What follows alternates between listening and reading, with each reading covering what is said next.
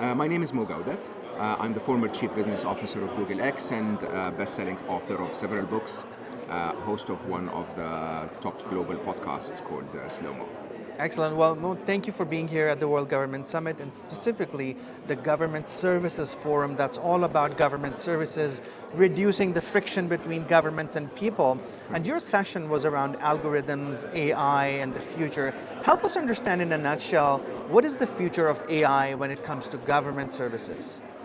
I think to understand the future of government services, you have to understand the future of AI itself and where AI is today. I mean, when you really think about the big disruption that AI is, most people don't realize how far we've come already. I mean, when you look at something like ChatGPT, for example, it's an IQ of 155. This is equivalent to Elon Musk, right?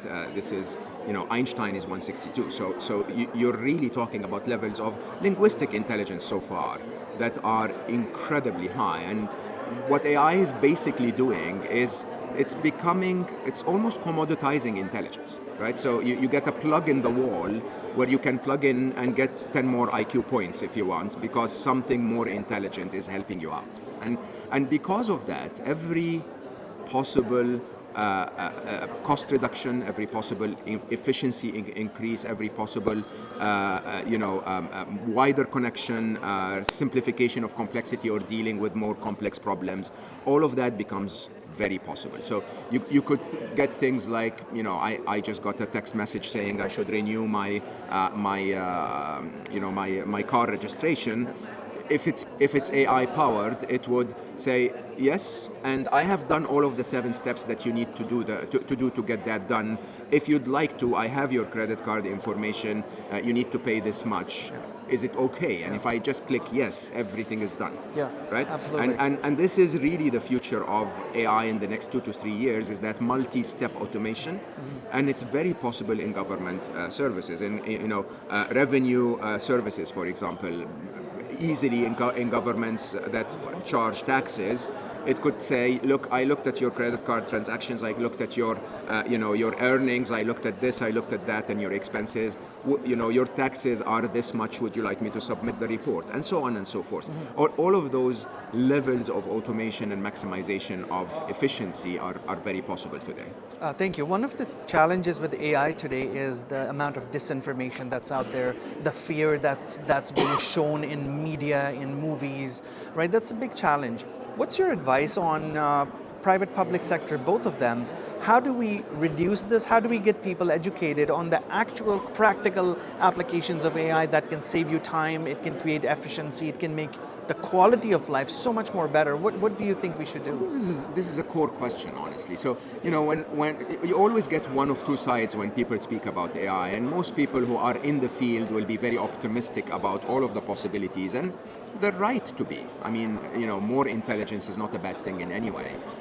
But the challenge we have with artificial intelligence is not the machines. There's nothing wrong with the machines. There is a lot wrong with what bad humans can use the machines for, right? And one very good example of that is, deep fakes and misinformation and disinformation and so on. So, from one side, when government is addressed around the topic of AI, people will request that government regulates AI. I don't believe that this is possible at all. You can't regulate something that's way more intelligent than you, but you can regulate the use of AI. You can say, for anyone that creates a video that is, that is AI generated deep fake in a way, you have to declare publicly that it is an AI-generated deepfake, or you are criminally liable. That's a kind of regulation that allows the government then to engage with the bad person, right? And I think all of that becomes really, in most of my talks and conversations with government, I advocate this as the top priority. The top priority is, forget about regulating AI. With all due respect to governments, you're not advanced enough to understand what's happening inside the machine. As a matter of fact, the developers that are writing the code are not advanced enough to understand what's happening in the machine. regulate humans for the use of AI. And when you do that, you have the ability to make sure that AI is used ethically, that it's used for the good of humanity, for the good of your country, that it is fitting with your culture, with your language, and so on. And that basically biases AI to the benefits and opportunities rather than the risks and threats. Incredible. Last question, your recommendation to governments to look at the next 10, 15, 20 years. How do you think, what's the best way to start working with the AI so that citizens are supported, that friction is reduced, and people living anywhere in any country can benefit from the positive impact of AI? So my first advice is, this is not a 10, 15, 20 years away thing. This is a 2 years away thing. And it's a compounding disadvantage, if you want. So if governments need to act right now. If you're not participating in this right now, a technology that is doubling in capacity every 5.7 months, 2 years away from now, you are 10x behind, right? This is really significantly important to focus on today. Now, how do you focus on it? My personal advice is what we did at Google.